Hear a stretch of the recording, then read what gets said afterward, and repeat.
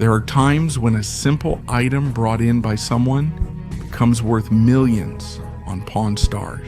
From rare coins and historical weapons to luxury watches, this is where deals are made that seem straight out of a movie. You wouldn't expect these items to end up in just a pawn shop. But how much do they actually cost? Let's discover some of the most expensive and most amazing things that have been bought here. But before we start, maybe you could like this video. That means a lot to us content creators. Thank you very much, and now let's get started. While Chumley was busy with a simple errand in Las Vegas, he suddenly noticed a strange bicycle parked on the side of the road. This wasn't just an ordinary bicycle. What he saw was a Bowden Spacelander, one of the most beautiful and rarest designs ever made in the mid-20th century. This model is known for its unique shape, as if it came from the future. It used fiberglass, which was rare at the time. That's why it became more unique. In history, it is estimated that only over 500 pieces were produced, and of those, only a few remain today. Chumley approached and talked to the owner. According to him, he has owned the bicycle for a long time. He said he got it as a Christmas gift when he was only 10 years old. It's important to him because it holds so many memories from his childhood. His plan is to pass it down to his grandchildren. But because he got into a serious legal problem, he was forced to sell it even though it was difficult for him emotionally. The owner said, "At first, I really didn't think of selling this because it had already become a part of my life. But now that I need money, maybe it's time." When asked how much, he first said $20,000. Of course, as a businessman, Chumley immediately tried to haggle. He offered $7,000, but the owner immediately refused. Their negotiation was long, going up and down, until they finally reached an agreement at $8,700. Ultimately, the owner agreed because he needed the money for his upcoming case. As he said, even though the decision was painful, the immediate help he would get was more important. Chumley brought the Spacelander to the pawn shop, feeling nervous and excited. Rick was surprised by the bicycle's condition. According to Rick, for a model as clean as this, it usually goes for between $12,000 to $20,000 in the collector's market. Because of this, he said that Chumley made a good decision in buying it. This kind of rare item is no joke. Aside from its space age-inspired design, it's also rare to find a complete and well-preserved piece like this. That's why it often fetches a high price at auctions and with collectors. And as recognition for Chumley's skill in negotiation, Rick gave him a $1,000 bonus. This isn't just a simple pay raise, but a compliment for Chumley's good decision and perseverance in closing the deal. In this way, it also showed that Rick trusts Chumley's abilities, especially in sudden situations where quick decision-making is needed. This story is not just about a bicycle. It's also a reminder of how important the things we sometimes overlook are. The Spacelander, which was initially called a flop in the market because of its high price, has now become a treasure sought after by collectors. Currently, some are being sold at various auctions, from $13,000 to almost $20,000, depending on the condition. From being just a childhood dream, it has now become a symbol of art, design, and a historic piece of culture. Additionally, Matt once visited a famous pawn shop. He was carrying an old box that was clearly aged. When he opened it, a rusty gold bar was revealed. Corals and seaweed still clung to it, suggesting it had traveled underwater for a long time. According to Matt, it used to belong to his grandmother. After she died, some of her belongings went to him, which is when he found this unusual bar. When Rick Harrison saw what Matt brought, he immediately showed interest. He knew that what the man was holding was not ordinary. He called an expert, Mark, to carefully examine the mysterious gold bar. At first glance, Mark immediately noticed the unusual mark engraved on it, particularly the symbol XX. He explained that this kind of mark was commonly used in ancient times. Mark added that the corals and seaweed attached to it were not just made up. He said this shows the bar has been underwater for a long time. Perhaps it was brought by a shipwreck from the Spanish era. Its condition proves its unique origin and the long history attached to it. Mark also explained that during the Great Depression, the United States government prohibited the ownership of gold. Its aim was to control the economy and prevent excessive hoarding of wealth. Because of this, many people were forced to hide or secretly sell their gold possessions. It's possible that one of those hidden treasures is what Matt is holding. When the value was assessed, Mark said that if it were measured as ordinary gold, it would be worth around $24,000. But because of the unique history and condition of the bar, he estimated that its value is almost double. It could reach $48,000. Matt was extremely surprised by what he heard. He didn't expect that the simple thing left by his grandmother would become so valuable. A few weeks after the appraisal, the shop placed the gold bar in their collection. It didn't take long before it found a serious buyer and was sold for a price even higher than Matt expected. In the end, this discovered gold bar not only brought a huge profit, but also served as a piece of history. It is proof that things long hidden or forgotten can bring stories and value beyond what we expect. Meanwhile, in another segment of the show, a man entered the shop carrying an ancient gold coin he inherited from his grandfather. When he approached Rick, he immediately noticed the seal of Spain engraved on it, the royal crest of the Spanish crown. According to the man who brought it, he got it from an old safe left by his grandfather, and he had no other idea about it except that it had been kept hidden for a long time. Rick examined the coin closely and identified it as an 8 escudo made in Lima, Peru. He explained that coins like these were made during the Spanish colonization of Latin America. During that time, many enslaved workers were forced to labor in dangerous gold mines. Because of this, each coin carries with it a grim part of history. It wasn't long before Rick called in the expert Carl to verify the authenticity of its value. Carl quickly verified the coin was authentic. He pointed out the details, the letter L symbolizing 5, and the engraved Latin phrase plus ultra, which means the expansion of Spain's power beyond their lands in Europe. After examining it, Carl said that this coin is in almost perfect condition. That's something rare among old coins. Meanwhile, the negotiation began. From a lower offer, both sides agreed on the final amount of $111,000. The seller was very pleased. Not only did he get a large sum of money, but he also learned the true value of the inheritance left by his grandfather. In addition, Rick and Chamley went to the East Coast to check out a rare Spanish cannon. This cannon is made of pure bronze, and according to the seller, it was cast in Seville, Spain. Aside from the durability of the materials, you can also clearly see the beautiful carvings and decorative details that show the craftsmanship of that era. The original carriage of the cannon was supposed to be made of hard wood, although it is no longer intact today. The price being asked by the seller is $75,000, a huge amount for an antique weapon. To ensure the true value and condition of the cannon, Rick called in a historical weapon expert named Alex. Alex explained that the use of bronze in making the cannon is a sign of strong and expensive craftsmanship. Because of this, the age and materials of the cannon definitely give it high value to collectors or museums. When Alex saw the cannon himself, he was surprised by its size and weight. According to him, it's better to try firing it to check if it still works and if the mechanism is still safe. So he prepared safety gear before conducting the firing. He put in gunpowder, prepared the fuse, and reminded everyone to step back.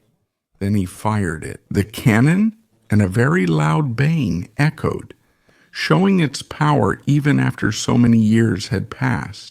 After the test, Alex said that the cannon was still in good condition and could still work perfectly.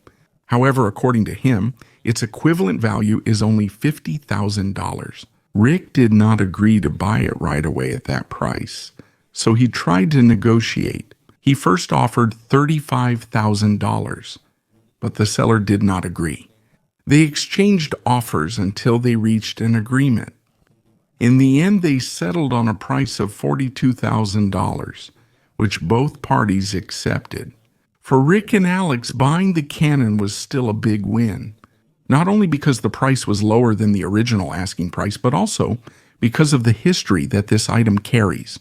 The Spanish Canon is not just an antique weapon, but also a testament to technology and war in the past century. Now it is part of a collection and serves as a reminder of the importance of history in every object left from the past.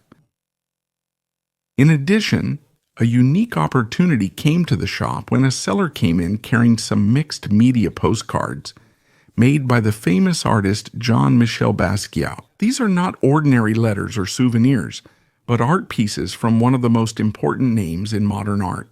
At first glance, Rick immediately noticed that these could be extremely valuable. He immediately asked the person who brought them how he got the postcards. The seller explained its origin. A private collector who got them directly from a friend of Basquiat. Although the story seemed believable, Rick was doubtful because there were no documents or papers to prove the origin of the art pieces. In the field of art, what's called the trail of ownership or provenance is very important because this is what establishes the true value of an artwork. When Rick asked how much the seller wanted, the seller straightforwardly said that each postcard was priced at $38,000. That's quite a hefty amount, especially since there's still no certainty about the authenticity of the pieces. Because of this, Rick decided to call in an expert who could give a clearer opinion about the collection. Scott Ferguson arrived, an art expert and also a former personal friend of Jean-Michel Basquiat. He is one of the well-known appraisers of the artist's artworks. That's why Rick is confident that he will get the right assessment. After carefully observing the postcards, Scott studied the style, color, and signature found on them. According to Scott, all the elements match Basquiat's works, and there are no indications of a fake piece. He said that, according to Scott, these are authentic and in excellent condition. Scott added that it's difficult to determine the exact value because this type of art piece rarely appears on the market. But based on his knowledge, Basquiat's smaller works usually start at a price of $100,000 or more when they are put up for auction. Because these postcards are smaller, he estimated that each one is worth around $50,000. When Rick heard this, he became more confident to talk to the seller. At first, he tried to offer a lower price, but it was hard to convince the seller to sell the postcards separately or for a cheaper price. In the end, Rick suggested that he would just buy the whole collection for $50,000. Although the seller was hoping for a higher amount, he also admitted that it would be difficult to resell this kind of art piece in the market. So after a bit of back and forth, he agreed to Rick's offer. They wrapped up the deal, and Rick paid $50,000 in cash for the entire set of Basquiat postcards. For Rick, this was a huge win, because it's rare to get an authentic work by Jean-Michel Basquiat at that price. As for the seller, the assurance that he got a significant amount in exchange for the collection is enough. One day, a man came into the shop carrying two rare types of old American currency. This is not an ordinary collection because this kind of banknote is very rare to see nowadays. The seller is hoping to get $50,000 for both pieces, but because the amount is so large, Rick decided to call their expert to assess the real value of these items. Peter, an expert in old money evaluation, arrived. He carefully examined every detail of the banknotes. The Federal Reserve note features a picture of Chief Justice John Marshall, one of the most important figures in American history who helped elevate the power of the Supreme Court and make it equal to the other branches of government. According to Peter, this note is in good condition and could fetch between $20,000 and $30,000 if brought to an auction. Meanwhile, he also examined the gold certificate. Although this is also rare, there are some signs of restoration that have affected its value. Because of this, according to Peter, it could be sold for around $20,000 in the market. Because of this information, the true price of the two banknotes became clearer. After hearing the expert's appraisal, a negotiation took place. The seller, who initially asked for $50,000, was willing to lower the price to $40,000. But for Rick, that was still too high. He explained that if he bought it for $40,000, there wouldn't be any profit left after the fees and possible expenses at the auction. Because of this, Rick suggested $35,000 as the highest amount he could offer. There was a bit of haggling. The seller tried to negotiate, but Rick stood firm on his offer. He said, "If it's higher than $35,000, there's no point in me buying this." In the end, the seller agreed and accepted it. Both sides were happy with the agreement. The seller got a large amount for his collection. Meanwhile, Rick was able to buy two historic pieces of currency at a price he could profit from. At the end of the day, Rick left the shop satisfied, carrying the two rare paper bills, which are valuable not only in amount but also in the history of the United States. In another episode of Pawn Stars, Peggy came to the shop carrying a unique piece of jewelry. It was a spider-shaped brooch that she inherited from her grandmother. According to her, she's not fond of spiders, so she decided to sell it. Although she had no idea how much it was actually worth, she was just hoping to get a few thousand in return. When Rick examined it, he immediately noticed that it wasn't ordinary jewelry. He recognized the design made by the famous jeweler Peter Carl Fabergé, who was renowned for his luxurious and detailed creations during the time of the Russian Empire. The brooch was made of onyx and platinum and adorned with diamonds, sapphires, and rubies. Because of its unique materials and design, it was identified as a rare and highly valuable piece of jewelry from the time before the revolution in Russia. At first, Rick offered $2,000, but when he realized the true value of the piece, he suddenly raised his offer up to $115,000. Peggy couldn't believe what she heard, so she tried to negotiate. She suggested that maybe it could go up to $177,000.